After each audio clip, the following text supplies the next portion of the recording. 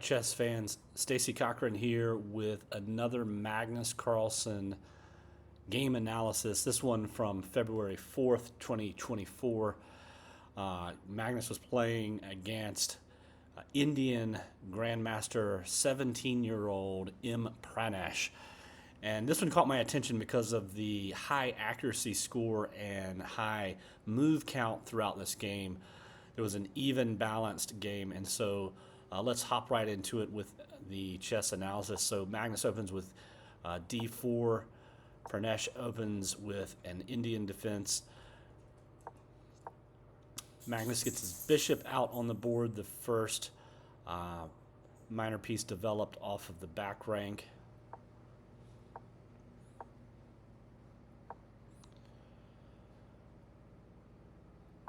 So you can see we've got two white knights on the board. It looks as though black is going to be castling kingside, making his intentions quite clear. The defense is well structured around this king's Indian defense.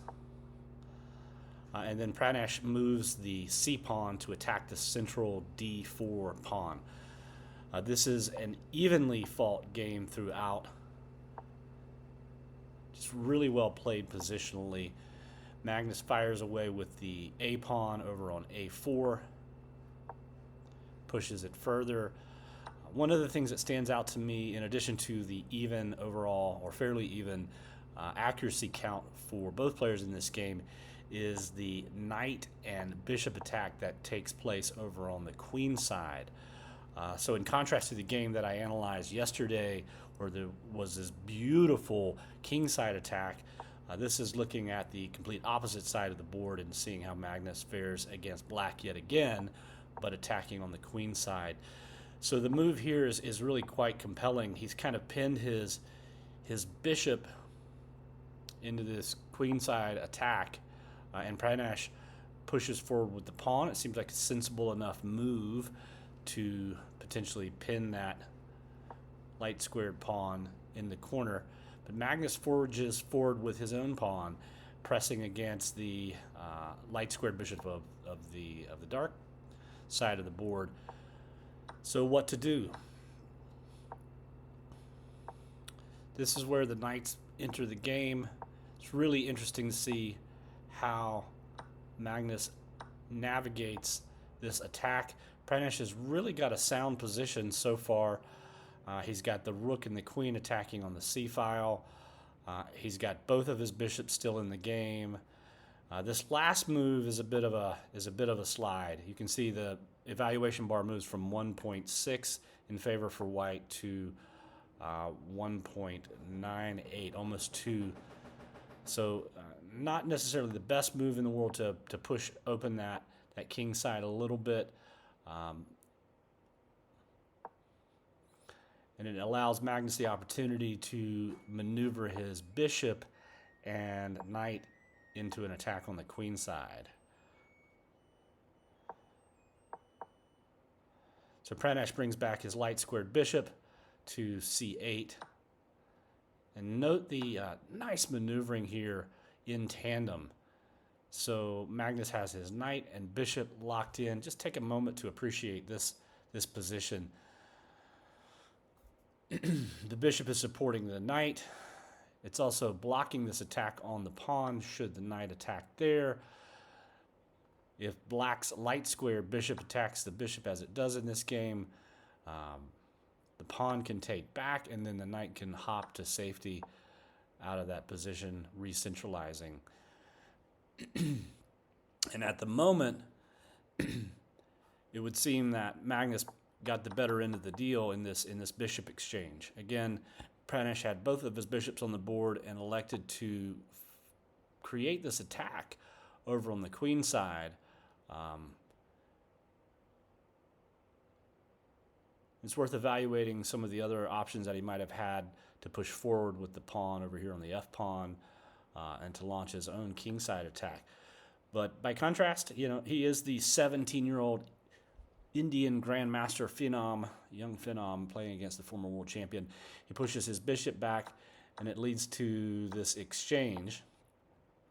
Magnus loses a pawn in the exchange, But he's gained by that removing the light squared bishop for black from the board.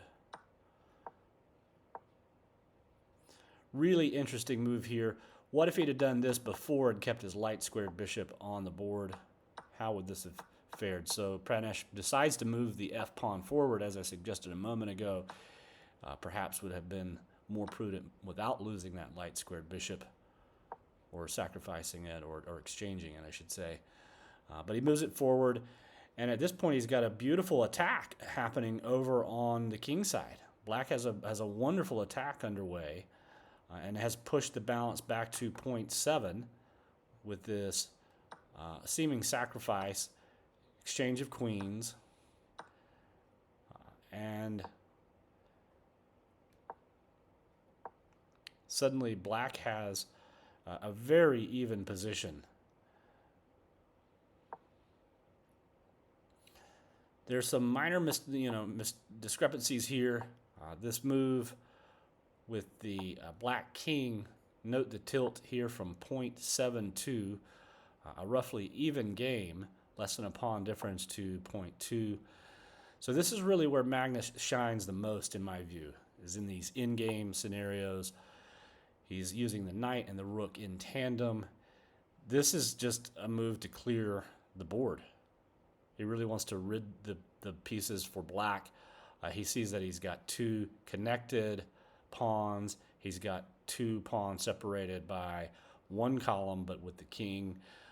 By contrast, black has doubled pawns, isolated pawns, and if Magnus can just consolidate and exchange pieces here, he should be able to roll with some relative ease. Pranesh fights back, though. That's quite a move to slide the rook over to the h3, h column. Note here that he does not take the pawn over on c3.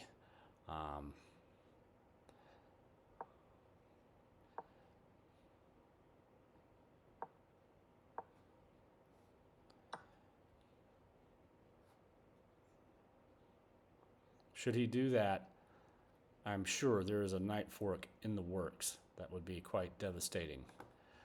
Perhaps a discovered attack. Looking at the discovered attack here with the king pinned. So that's in part why perhaps Pranesh does not move the rook to take that c pawn. Nonetheless, Magnus takes the available pawn and moves his king forward. So now we're down to 3 pawns to 3 pawns, a knight versus a bishop. You've got 2 connected white pawns and a lone pawn out here for the taking. So very even. Let's see how Magnus does in this situation. He moves his king forward. Pranesh moves the rook into a checking position. Magnus takes the vulnerable pawn and pushes forward his own pawn. And Pranesh is suddenly struggling to find his footing. Maybe he was getting into time control pressure issues here, but we went from 3 pawns to 3 pawns to 3 pawns to 1 pawn very quickly there. And Magnus is more than happy to exchange rooks in this situation. It's really a curious exchange here for Pranesh to move that rook forward.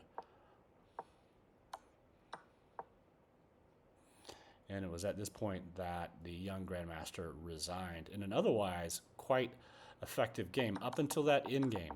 So if we back up a few moves, let's go back and see where we were at. In this situation, we've got 4 black pawns with a dark squared bishop to 3 white pawns with a knight. That knight is eyeing this vulnerable d5 pawn, and there's not a whole lot that black can do in the situation. He can't move his rook to defend it. So that one's going to fall. So then we're into a 3 pawns to 3 pawns with a couple of minor pieces in game. You know, always when evaluating these kinds of positions, I'm thinking, well, what would have been better to do?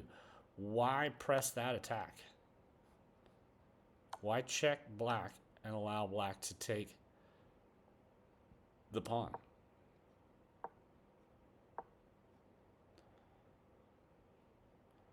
Again, why is black not moving to push his own pawn or defend that pawn? So at this point, it's really going to be rough. And then he chooses to trade rooks. So at this point, it's a lost game for black. But it didn't necessarily have to be. Could have been fought a lot more clean than that. At any rate, it's a beautiful, well-balanced game for both players. The young 17-year-old Indian Grandmaster M Pranesh versus the former world champion Magnus Carlsen in a blitz game from February 4th, 2024. I hope you enjoyed this analysis and it gave you some insight to master your own chess play. Consider how to improve at that.